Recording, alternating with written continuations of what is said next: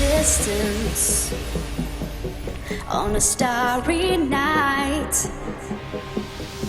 Everything seems to be okay. I can hear the thunder and a child's fright. Something that I pushed far away. Where did you go when I needed you most? When I looked in your eyes, you turned them away.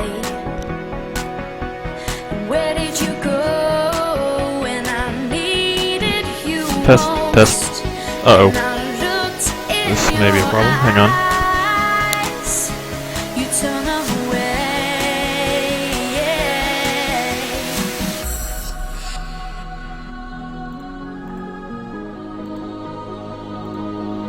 And there's nothing I can say. You turn them away. You turn them away.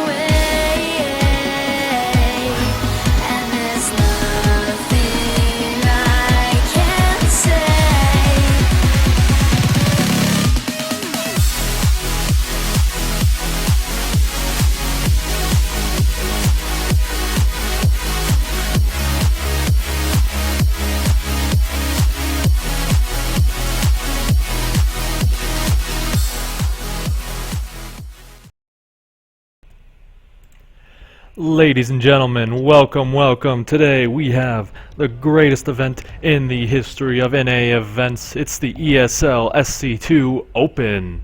We have a huge lineup of amazing players today, so we're going to hop right into game here in a couple of seconds while we get these vetoes out of the way for our first match between Raku and Hiza.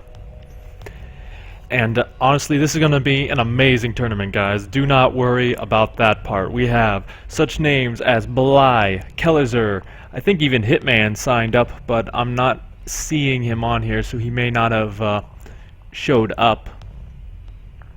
But yes, we do have the best lineup in North America right now, right today. So thank you guys for tuning in, and we're going to get underway.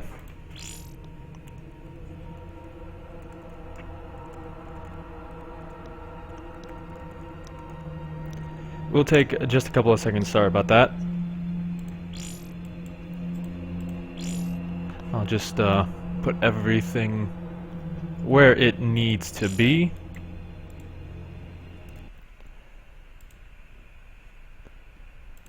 And honestly, if you guys see any problems with the stream at all, please let me know. And yes, this is a HOTS tournament, Misplaced Sanity. It's one of the last ones, I think, that we're going to be playing on this game here, because we do have a couple of months till Legacy of the Void comes out. So we'll probably have maybe 4 more before we switch. It'll all come down to what the admins decide to do. And first of all, welcome to the stream, everyone who's decided to tune in. And here we go. We're hopping into a game right now. It's a best of 1 in this round of 32. Hiza versus Raku on Iron Fortress. So we're just gonna wait a couple of seconds here till we get them ready. It looks like everybody is good. So here we go. There's not too much else to say. Till we get on the way. Sorry, I'm not base trade. I don't have those cool things. But here we go.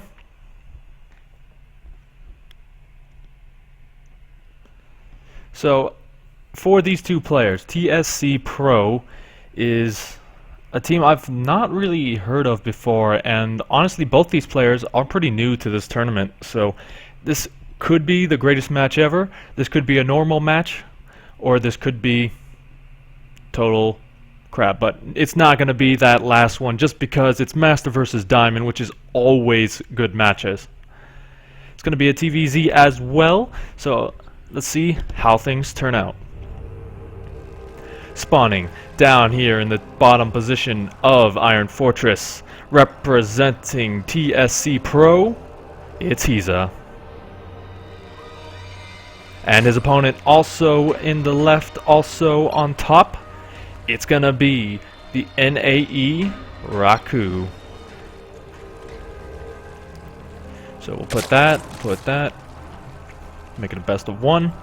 And off the bat, we can see that Raku is going to have the terrible position of sending his Overlord the wrong way. That will delay scouting just for a couple of seconds there. Not that big a deal, but honestly, at this point of the game, any amount of scouting is very crucial. It's because this is the point where you'll see a CV going out on the map, where you'll see those proxy racks coming in. So you really want to get your Overlord to an opponent's base as quickly as possible if you decide not to drone scout, just so you can make sure that nothing cheesy is coming your way. And it looks like he's not going to do anything cheesy here. He's going to just throw down that racks right about now in that position, so you can use the reactor to block off the wall here. That's a pretty common move. And here we go. The gas goes down, so this is starting to look like a regular Reaper opening here.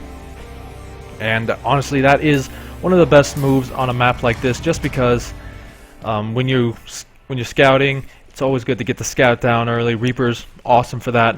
This isn't Legacy of the Void just yet, so they can't do any kind of disruption on the mining other than try and kill a couple of drones. But honestly, they're still one of the best early game units a Terran can get in his arsenal, especially on a 4-player map where you don't know where your opponent spawned. Now behind this, the spawning pool on 15, he's a little bit worried about counter aggression or any kind of cheese, so he did throw that down more aggressive, and we do see the hatch coming down at around the same time, 15-15, which is again pretty standard here. So both players deciding to play this out pretty normally. Neither one wants to be that guy to win a best of one with cheese. And from here, we just kind of see how this game plays out. The first Reaper is about to pop in about 10 to 15 seconds. And it is going to go for the right direction. So he's going to be able to start working on this drone line a little bit, just be a bit annoying. But the Queens will be able to shut that down pretty quickly here. One Reaper does not equal one Queen, pretty much. That's what I'm trying to say there. And the wall is complete for Hiza, so he's going to be pretty safe if there's any Zergling rush. But here we go. The first scouting lings going out on the map. Gonna come back and try and delay that Reaper here, so he doesn't want to lose too much here by not knowing. But okay, so that's a problem. We seem to be having a bit of trouble with the game sounds here, so unfortunately I don't have a dual monitor setup, so I can't fix that at this moment. I apologize for that. Let's see if there's anything I can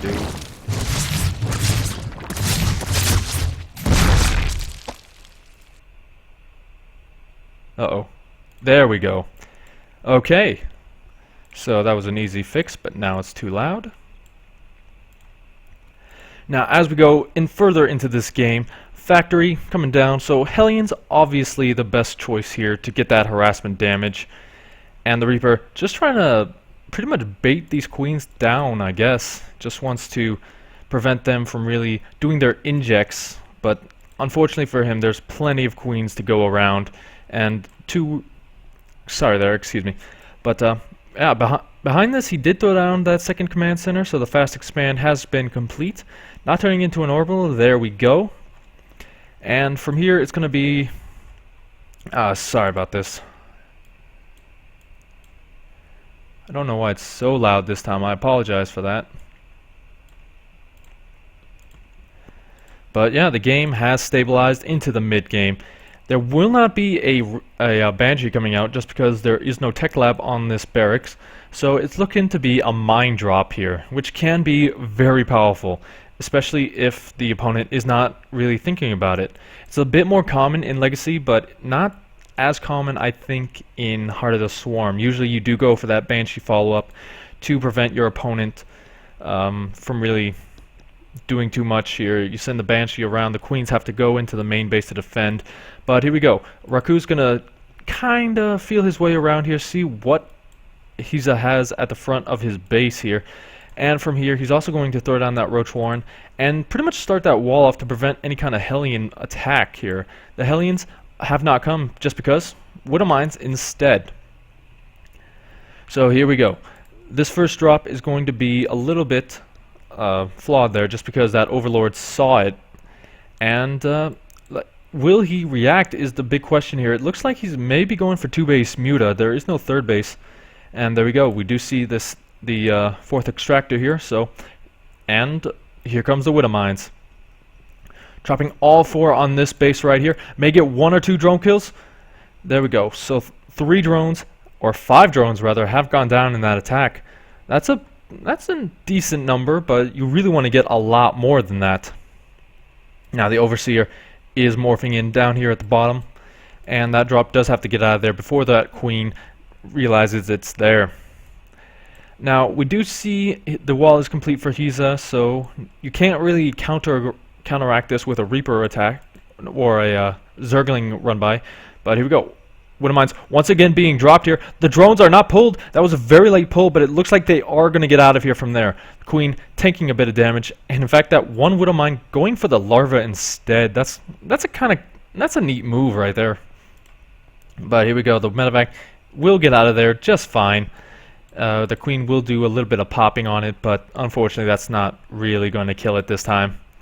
The creep spread has begun in full honesty for Raku here, so he will be able to kind of gain map presence here. With the creep, it's very important to spread it so you can get your reinforcements to different bases quickly. And that medevac starting to get really low.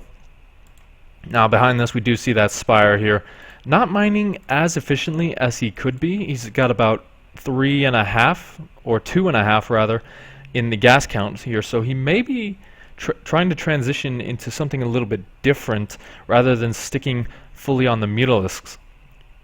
That Roach Warren going unused for the moment here because those Hellions did not come out. They don't really have a use for it. This Overlord right here has to be so careful. These guys are starting to move. But I mean, from here both players have pretty much standardized or stabilized rather in their respective terms here. It's 43 to 18, but he's saving up for that Mutalisk count is why his army supply is so low. Sorry about that. But here you go. Once that pops, how many Mutalisks will he make with this? He's banked up a lot of minerals, and here we go. Right about there we go. 7 on the way here. That's used up all of his gas, and behind this, wants to try and do some damage here before that comes out. He saw nothing in that main base, so he doesn't know the Mutalisks are coming out, but seeing as how there's a lot of Zerglings, he could probably attest to the fact that there's probably Mutalisks here. But he's starting to do some work here. The Widow Mines zoning out everything, but they are done for the day. They need some time to cool down. And Raku really wants to save this base here, but unfortunately it goes down. And behind this, he's going to go for the main base here with the Mutalisks in full tow. The drop does go down here, and actually Raku may lose a few too many Mutalisks here if he's not careful, but unfortunately for Hiza, that is not the case. These medevacs are all forfeit because they do not have boost here. And he's going to lose his entire army plus his support. Behind this, he does have a lot of army of his back at home, but he did do a lot of damage there. Not a but, he did do a lot of damage. Now, behind this, Raku throws down his 3rd base once again, but at this point, it's going to be a little bit hard for him. He does take the army supply lead for a couple of seconds here, but at this point, Hiza's production is in full swing. A 3-base Terran is really scary for a Zerg player, especially on a 4-player map, just because it's a bit harder for the Zerg to really do any kind of counter aggression, especially if you're running into 3 Widow Mines plus all these Marines and Marauders. It's just really hard to get in there and do some sort of damage.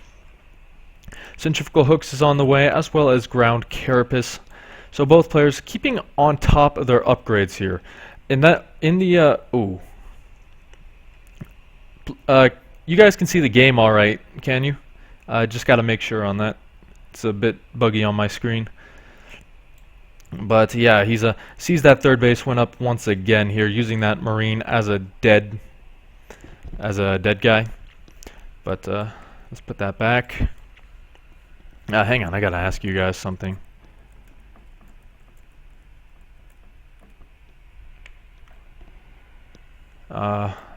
Yeah, because we do have a 2-minute delay, so even if I... Okay, thank you, Rose. Thank you, Rose. I'm very paranoid here just because it's not showing on my little thing I have on the back here.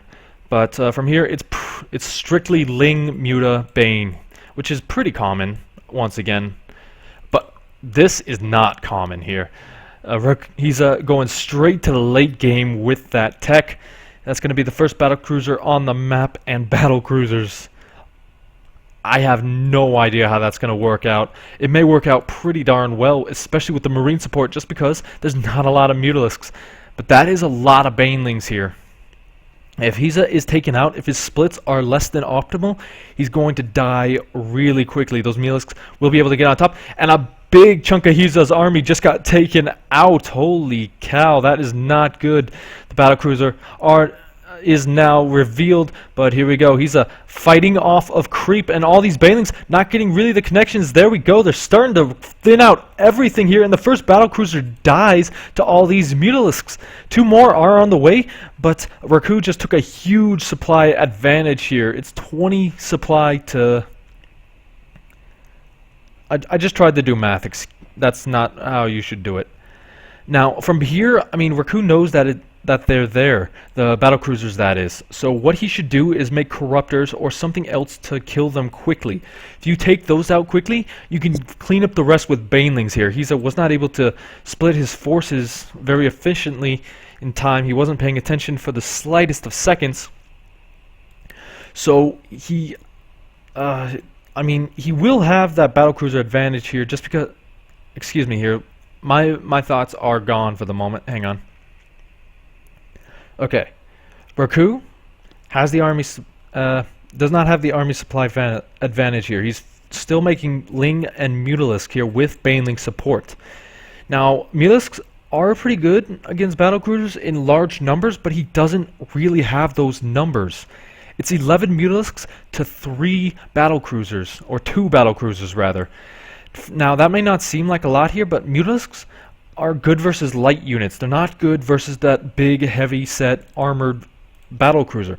Now we do see a big run by here, but that is going to get shut down, and it is shut down a little bit here, and these Marines going to clean up the rest. A few SCVs do die, maybe about 6 in total.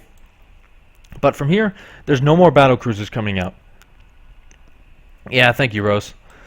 But yeah, from here, it's 95 to 83, 100 to 85. That number, I mean, both players need to focus on unit production at the moment here. Raku, as more than pretty much anything here, he's going to have a huge deficit in terms of upgrades. He's only just now about to finish +2 attack and armor. And those Mutalisks, completely unupgraded with only 1 Glav one. I think I may have the German settings on or something. But yeah, here we go. He's going to try and move in here. That's a lot of Widowmines. The battlecruisers are out in front, going to get picked out by these Mutalisks. The Widowmines just getting those shots off that they need to survive, and Raku's entire army decimated at this point. He's can push across the map now. With what he has, try and close out this game, and it looks like he's going to try and do exactly that. If nothing else, just clear up the creep, because that creep is getting dangerously close to him. And here we go. The battlecruisers didn't take too much damage here. Now, I think Hiza may have thought that this was Legacy for a second there, because battlecruisers pretty good in the late game versus Zerg there with lurker support, but here we go. He's cleaning up the creep very efficiently here, and Raku doesn't have too much to defend. That's a lot of Banelings. Oh my gosh, that may actually just bring him back into this game. But that Widowmine shot just says, you know what? You're not coming back. This is my game. The splits are pretty good, and I mean, Raku's entire army falls, and with that, Hiza has done it. He has taken this game. It's only a matter of time before Raku has to tap out. He's going to try his best to get back into it, but that stream of Terran Just too much. GG. He's moves on to the next round. Now, I do apologize for that game. It has been a while since I cast, so if you guys have any criticism, please just let me know. If you want me to do something a different way, I'm all up for suggestions. Usually I co-cast, so a little bit bad at the moment, but thank you guys for tuning in, and we got to find another game here. And while we do that, we'll be right back.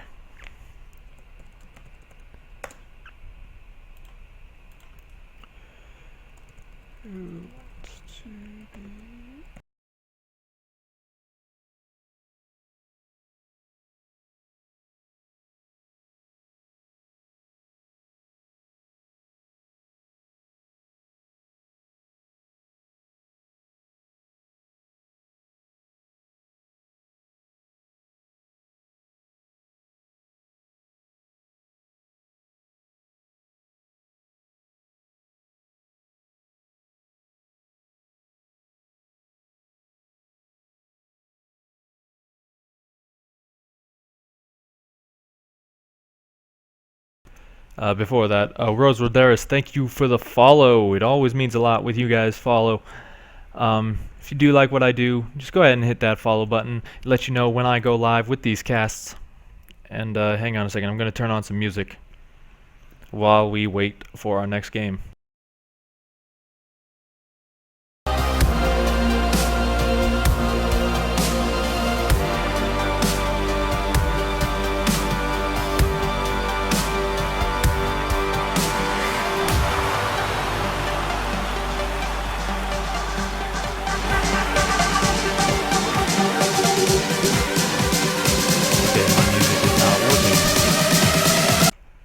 I think I did something wrong. I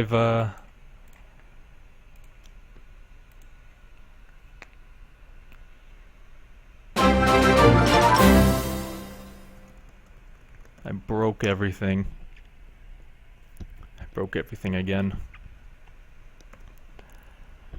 Let me see here while we get some other stuff taken care of. Looks like we do have our next game here. And if you guys are new to the scene, you probably won't know who he is.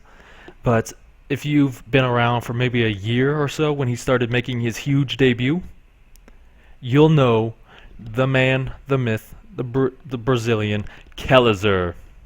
He's a brand new player to the scene, just started making his name on the year. And it looks like we may be casting him. And also, Mark BT, thank you for the follow.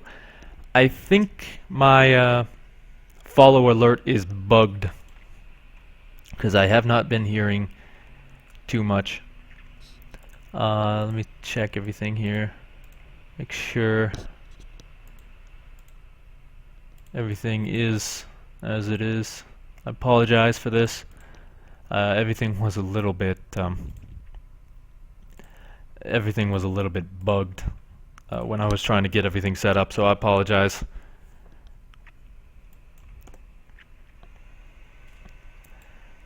And yeah, we just gotta wait for them. Hopefully I have fixed things. See if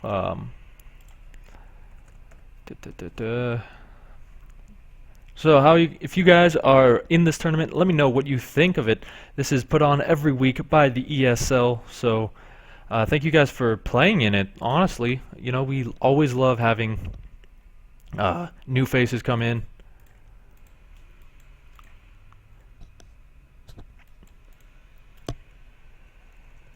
Yeah, just waiting for invite, talking to people. But it's always great to have you guys here all around the place, just because you guys are awesome, and you guys are what makes StarCraft so dang good. Now, I'm still trying to fix the music situation here, mainly because I've broken everything about 1,000,000 times on this stream.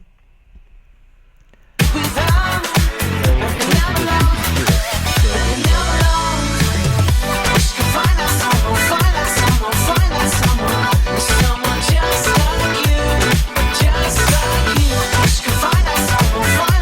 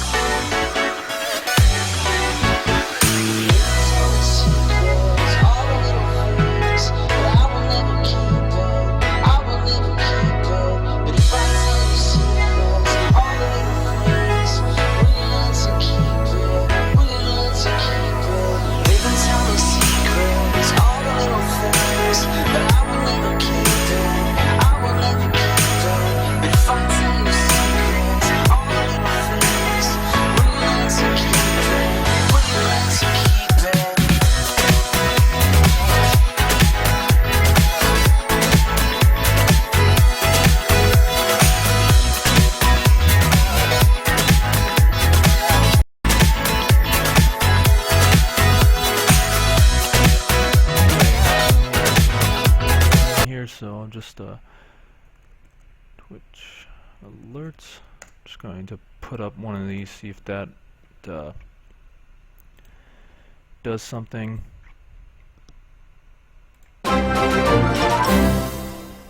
Okay, so it is showing up according to this. But here we go. We just got.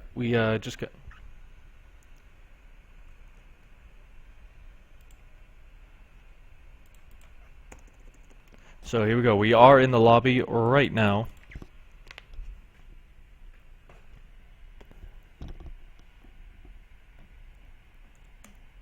Just waiting for these two awesome players to start things off. Imspell is unranked on the NA server.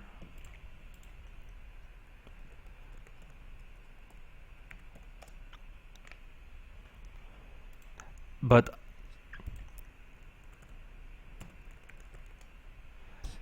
okay, thank you, Rose, for all the updates. You are awesome. If you guys don't know, Rose Roderis is one of our newest admins of the ESL, so make sure you guys welcome her because she hasn't been around too much, so I'm just going to call her new. She's taken Future Medic's place as one of the admins right now because Future is off doing her thing for a little bit. But here we go, hopping into game number 1 of this best of 1. Spawning in the top position, representing himself and no one but it's Imspell. Do that. And in the bottom position, he represents Root. So he's no Hoot. It's Kellizer. Relax. I didn't know what I just said either. It's all right to throw a few failfish around.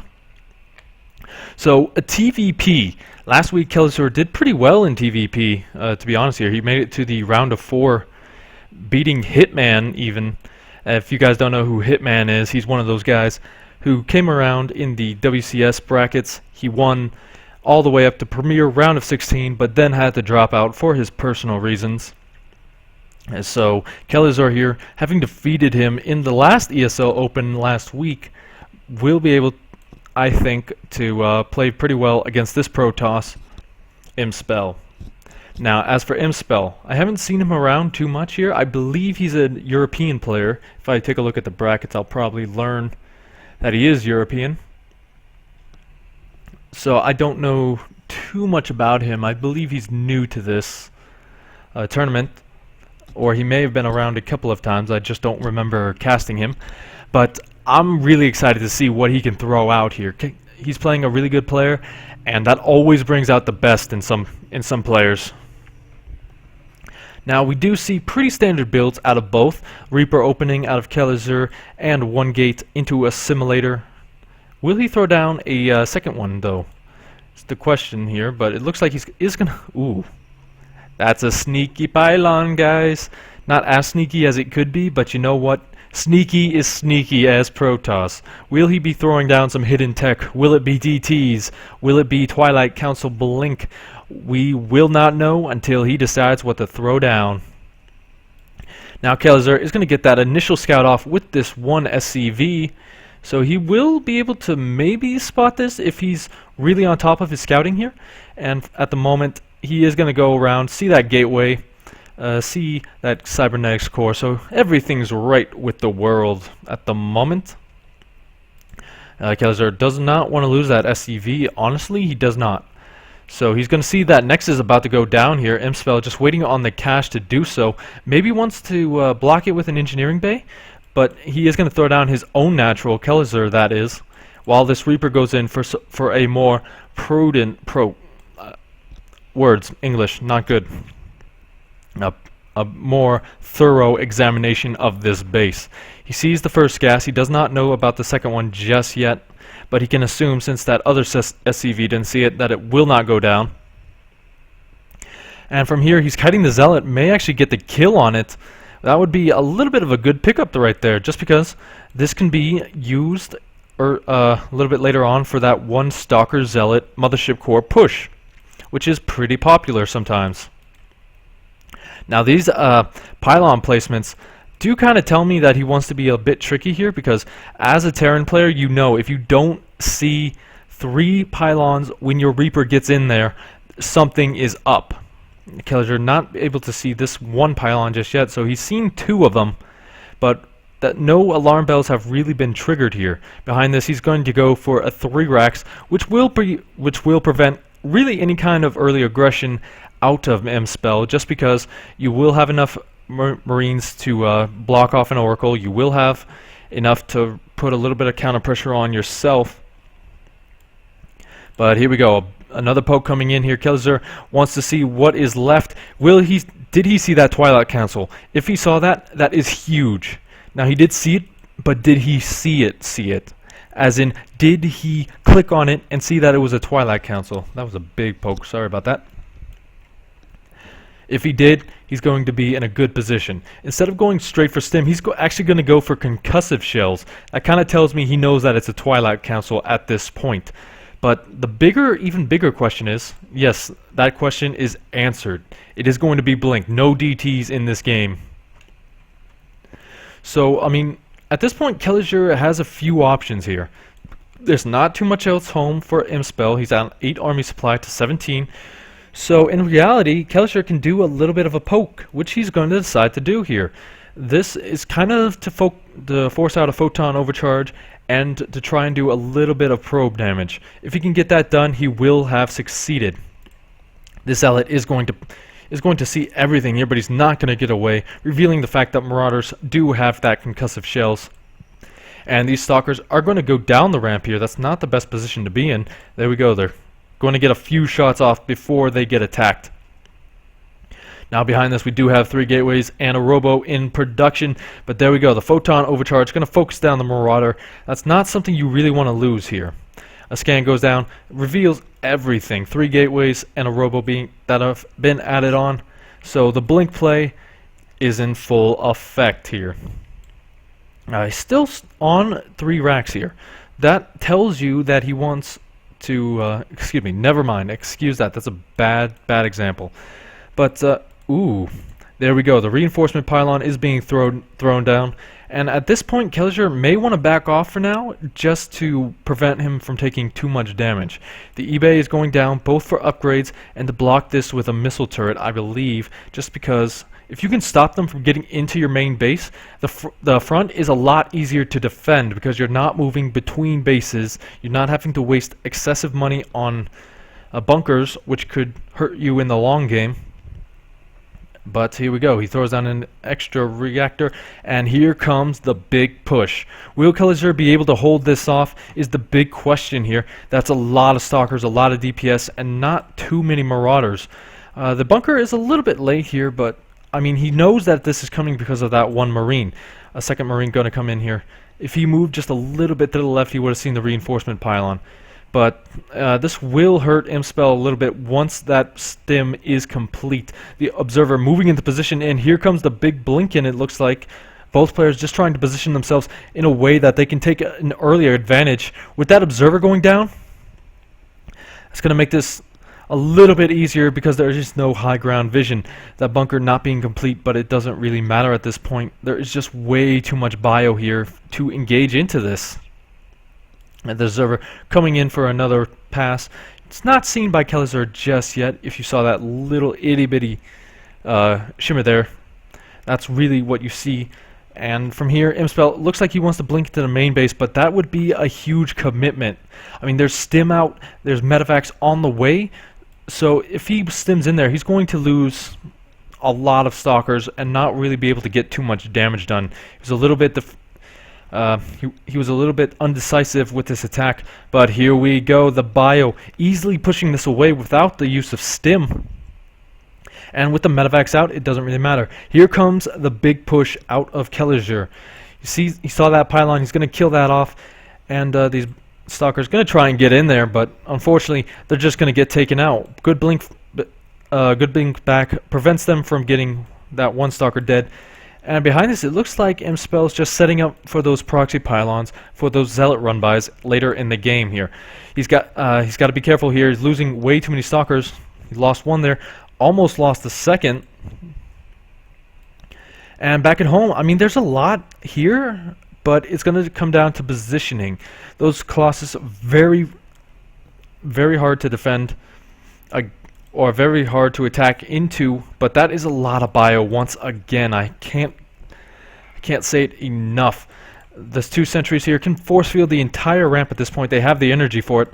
And it looks like Imspell wants to take this fight to Kelliger. He's moving out on the map as we speak, but those Colossus not in the position. Kelliger deciding to stim away here. Going to get those medevacs getting taken out, but the Stalkers will pay with their lives. Now Kelliger doesn't want to take this fight. A Pylon does get spotted and taken out by Kelliger once again. But here we go. The big stim back, trying to take it out, but there's just way too many Zealots. If those Zealots get on top of you, that bio is not as effective. Both players also don't have any upgrades. That is a little bit factoring into this. An upgraded bio army, not as good as an upgraded Protoss army in this number. That may seem like an understatement, but I mean, that's just what I've been taught. A couple of bunkers going down, so the defense is going to be crucial here for Kelliger. The Vikings are on the way. He needs to hold out till he has at least 6. 6 is the magic number for this amount of Colossus here. But already with the high ground vision these Colossus grant, he's going to take out a few Marauders. And from here he can siege the bunkers without taking any damage. You can't really stim into that without taking a few losses. But he's going to try the Marauders stim forward. Going to go for that one Colossus. They do get it. A few go down, but that's still, once again, a lot of bio here. Nothing was taken out, really, for Kelliger. But Imspell is just going to keep on the pressure here. Now, as in terms of production, there's 5 racks pumping out 3 Marauders at a time. So he's nowhere near dead at the moment, is Kelliger here. But it's going to be really hard for him to move in here. But the time warp goes down as that Mothership Core gets taken out here. Kelliger in a little bit of a choke point here. Not all his units are attacking. Force fields go down, blocking out the army. But those sentries still going down here. This is getting a little bit hard for Kelliger. He's losing a lot. Those bunkers will die here. But that looks to be just way too much bile to stim forward. Trying to take out the rest of this army. Not going to be able to do it just yet. More Zealots warping in, but I think Kelliger has held this. The Zealots getting killed off, and from here, this attack is done. Those Stalkers do have blink, but that's not enough to really get on top of this army. And the reinforcements just spewing in from Kelliger at the moment. It's getting harder and harder every second that Imspell reacts here. Does not react. The Pylon's still over here for later run bys, like I said. But here we go. That War Prism and that Observer are able to give positioning here. This is not spotted by Kelliger. He doesn't know that the big blink is coming into his main base, and here we go. Actually, great out of the Vikings there, killing off the Observer. Kelliger just on top of things. He knows these guys have blink and doesn't want to lose to it. And with this, Kelliger moving on the low ground. The Stalkers on move command. A couple get taken out there. A few more die as the cooldown is on the way. And Imspell deciding that this is win behind. He throws down that Dark Shrine. But will he be able to hold on in time for it? For the amount of time that it takes to get it up? That's a lot of bio here. And while he can't necessarily engage up that ramp in full effectiveness, he can do a lot of damage beforehand. +1 completed a while ago, +2 armor on the way, or +1 armor on the way. Stalkers trying to pick off what they can, not able to get it, and here we go. Kelliger has to be careful here with those force fields, but all the force fields are now gone. He's moving up the ramp as quickly as possible here. A little bit of a choke point, but here we go. Sorry about that. But that's a lot. Once again, that's a lot of bio. All the Marauders going to stim on top of that Colossus. And actually, Imspell may have... No, unfortunately, no. GG. Kelliger moves on to the next round. Now, for a second there, it looked like he had held that off. But unfortunately, those Colossus did get on top. Or that those Marauders got on top of the Colossus, which kind of swung it heavily into Kelliger's favor in that last engagement. Now, we do need to grab another game here, so I'm going to turn the music on, and I'm going to find us another game. Stick around, guys. We'll be right back.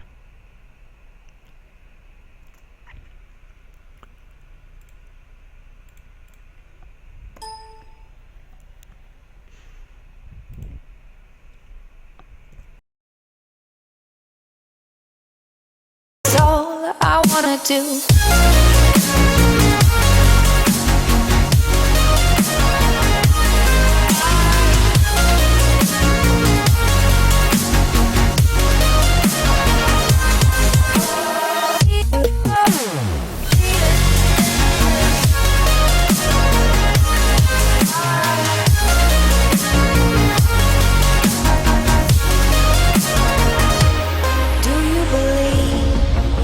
Dreams, they can come true. Will you accept the apology that is